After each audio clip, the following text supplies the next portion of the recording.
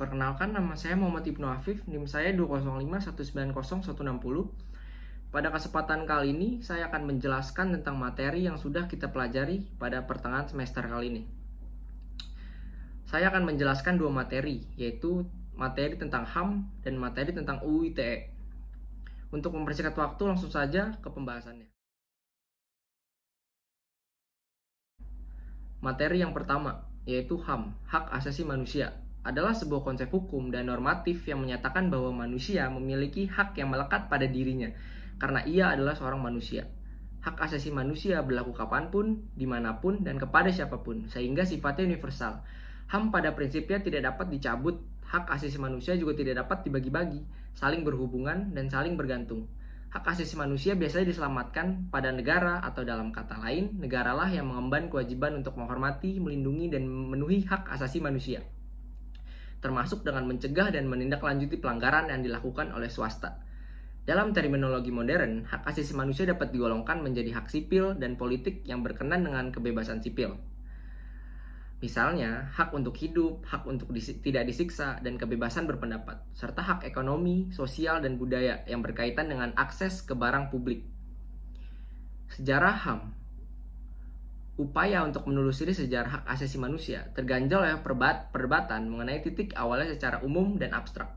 Nilai-nilai yang mendasari hak asasi manusia seperti keadilan, kesetaraan, dan martabat dapat ditemukan dalam berbagai masyarakat dalam sejarah, apabila yang dijadikan tolak ukur adalah sejarah gagasan bahwa semua manusia memiliki hak kodrat.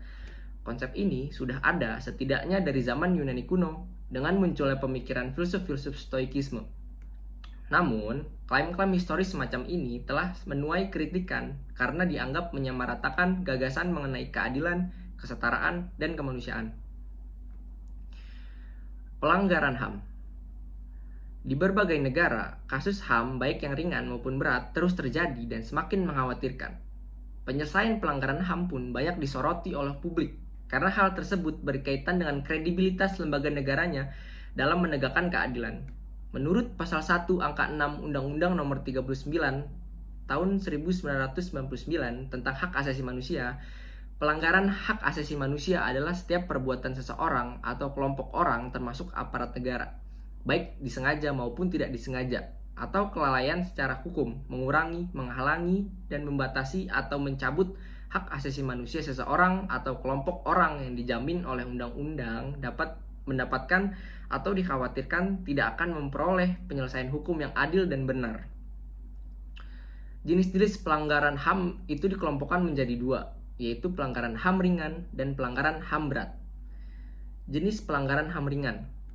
Pelanggaran HAM ringan adalah pelanggaran yang tidak mengancam nyawa seseorang, namun merugikan orang tersebut. Banyak sekali terjadi bentuk-bentuk pelanggaran HAM ringan di tengah masyarakat. Contohnya, orang tua yang memaksakan kehendaknya kepada anak, seperti misalnya memaksa anak untuk mengambil jurusan tertentu dalam perkuliahan. Perlakuan tidak adil dalam persidangan, tidak mendapat layanan pendidikan dan kesehatan yang sejajar. Yang kedua yaitu jenis pelanggaran HAM berat. Terdapat 4 jenis pelanggaran HAM berat dan serius yang menjadi perhatian internasional, yaitu kejahatan genosida, kejahatan terhadap kemanusiaan, kejahatan perang, dan kejahatan agresi. Kejahatan genosida adalah setiap perbuatan yang dilakukan dengan tujuan untuk memusnahkan atau menghancurkan seluruh atau bagian dari kelompok bangsa, kelompok etnis, kelompok agama, dan ras.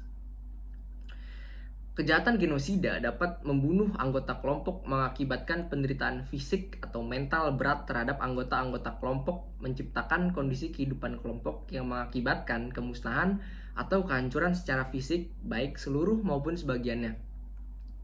Memaksakan tindakan-tindakan yang bertujuan mencegah kelahiran di dalam kelompok dan memindahkan secara paksa anak-anak dari kelompok tertentu ke kelompok lain.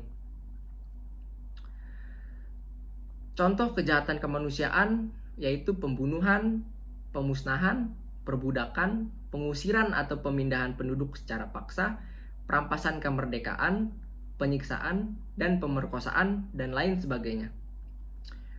Pelaku-pelaku pelanggaran HAM. Berdasarkan hukum HAM nasional, secara tegas telah dinyatakan bahwa pelanggaran HAM dapat dilakukan oleh perbuatan seseorang atau kelompok orang yang termasuk aparat negara, baik disengaja maupun tidak disengaja, atau kelalaiannya secara melawan hukum, mengurangi, menghalangi, membatasi, dan mencabut HAM seseorang atau kelompok yang dijamin oleh undang-undang. Dengan demikian, pelaku pelanggaran dapat dilakukan individu, kelompok orang, dan negara. Pelanggaran HAM dikelompokkan menjadi dua, yaitu pelaku negara dan pelaku non-negara. Pelaku negara, sebagaimana diatur dalam hukum internasional HAM, state actor mencakup negara atau seluruh penyelenggara negara, baik organ, lembaga pemerintahan, termasuk lembaga pemerintahan dan kementerian. Lembaga negara keberadaannya disebut dalam UUD NKRI tahun 1945, namun kewenangannya tidak ditentukan di dalamnya. Negara dianggap sebagai pelaku pelanggaran HAM merupakan konsekuensi dan tanggung jawab yang diembannya, yaitu untuk menghormati, melindungi, dan memenuhi. Sehingga ketika suatu negara baik sengaja maupun karena kelalaian yang melakukan tindakan yang melanggar ketiga kewajiban tersebut, maka negara telah dianggap melakukan pelanggaran HAM. Yang kedua yaitu pelaku non-negara. Awalnya isu utama dalam permasalahan hak asasi manusia hanya menyoroti perilaku negara sebagai pemangku kewajiban atau entitas legal dalam suatu HAM internasional. Pasca Perang Dingin, permasalahan HAM meluas pada perilaku aktor-aktor non-negara. Salah satu elemen atau unsur penting yang harus diperhatikan dalam hal ini adalah adanya sekelompok massa yang terorganisir, perusahaan multinasional atau perusahaan nasional. Perusahaan-perusahaan itu memiliki aset ekonomi dan kekuasaan yang mampu menekan dan mempengaruhi pemerintahan bahkan kebijakan negara. Dampak dari kegiatan mempengaruhi pemerintahan atau kebijakan inilah yang berdampak negatif terhadap hak asasi manusia. Materi yang kedua adalah UU ITE. Pengertian UU ITE. Undang-Undang Informasi dan Transaksi Elektronik merupakan undang-undang yang mengatur tentang informasi elektronik dan transaksi elektronik. Informasi elektronik diartikan sebagai satu atau sekumpulan data elektronik, termasuk tetapi tidak terbatas pada tulisan, suara, gambar, peta, rancangan, Electronic Data Interchange atau ED, surat elektronik, telegram, telex, telekopi, atau sejenisnya. Pasal-pasal UU ITE. Keberadaan UU ITE ini memang diperlukan dalam kehidupan manusia, terlebih lagi dengan adanya perkembangan zaman yang cukup pesat. Namun dengan segala fungsi dan tujuan diundangkannya UU ITE, masih terdapat persoalan-persoalan yang dalam isinya. Sejak UU ITE disahkan, kasus-kasus pidana penghinaan yang melibatkan pengguna internet di Indonesia mulai naik secara signifikan.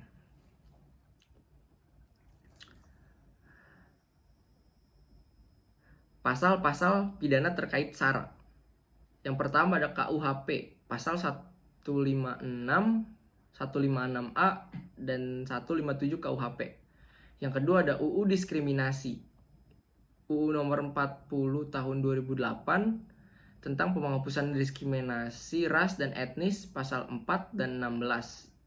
Yang ketiga ada UU ITE, Undang-Undang nomor 11 tahun 2008 tentang informasi dan transaksi elektronik, pasal 28 ayat 2 dan pasal 45.